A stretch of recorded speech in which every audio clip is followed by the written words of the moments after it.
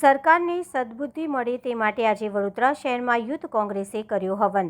અકસ્માત રૂપી કહેર શાંત થાય, સરકાર ગરીબોને હેરાન ના કરે, નશાનો વેપાર કરતા ગુંડા તત્વોને પકડે તેવી પ્રાર્થના સાથે હવનનું આયોજન કારેલીબાગ વિસ્તારમાં આવેલા તુલસીવાડી ખાતેના ભાતીજી મંદિર ખાતે કરાવ્યું। આયોજન યુથ કોંગ્રેસના પવન ગુપ્તાએ જણાવ્યું હતું કે વડોદરા શહેરમાં હોળીના દિવસથી જ અકસ્માતોની એક વંજાર ચાલુ થઈ ગઈ છે।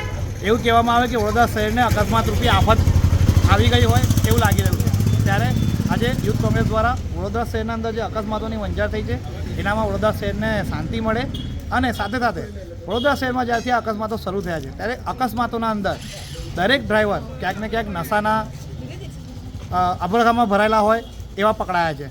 ત્યારે વડોદરા શહેર પોલીસ અને વડોદરા પ્રશાસન આ ગુંડા તત્વોને, આ નશાના વેપાર કરતા વેપારીઓને પકડવાની જગ્યાએ વડોદરા શહેરના ગરીબ લારી ગલ્લા પથારાવાળાઓને પકડીને અને ક્યાંક ને ક્યાંક પોતાના શક્તિનું પ્રદર્શન કરી રહ્યું છે, જે તદ્દન ખોટું છે।